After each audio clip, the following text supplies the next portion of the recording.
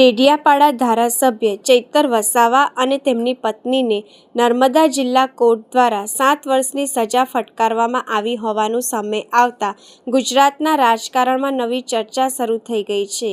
વર્ષ 2023 દરમિયાન વન વિભાગના એક કર્મચારીને ઘરે બોલાવી માર મારવાના કેસમાં કોર્ટ દ્વારા આ સજા સંભળાવવામાં આવી હોવાનું જાણવા મળ્યું છે। આ સજા ભોગવવા માટે સુરક્ષાના કારણોસર ચુસ્ત પોલીસ બંદોબસ્ત વચ્ચે ચૈતર વસાવાને વડોદરા સેન્ટ્રલ જેલ લાવવામાં આવ્યા છે। કેસની વિગતો મુજબ નવેમ્બર 2023 દરમિયાન ડેડિયાપાડા વિસ્તારમાં વન વિભાગની જમીન અને તેની કામગીરીને લઈને વિવાદ સર્જાયો હતો। ઘટનાક્રમ દરમિયાન વન વિભાગના અધિકારીઓ અને કર્મચારીઓ સાથે અથડામણ થઈ હતી।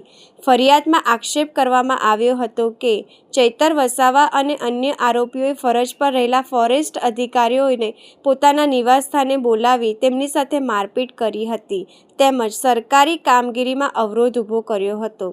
ઘટના બાદ વન વિભાગના અધિકારીઓએ પોલીસ ફરિયાદ નોંધાવી હતી, જેના આધારે વિવિધ કલમો હેઠળ ગુનો દાખલ કરવામાં આવ્યો હતો।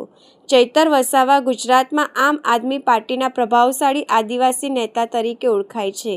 ખાસ કરીને નર્મદા અને આસપાસના આદિવાસી વિસ્તારોમાં તેમનો નોંધપાત્ર રાજકીય આધાર રહ્યો છે। આવી સ્થિતિમાં સેશન્સ કોર્ટનો આ ચુકાદો માત્ર કાનૂની નહીં પરંતુ રાજકીય રીતે પણ મહત્વપૂર્ણ માનવામાં આવી રહ્યો છે। ચુકાદા બાદ રાજ્યના રાજકીય વર્તુળોમાં વિવિધ પ્રતિક્રિયાઓ સામે આવી રહી છે।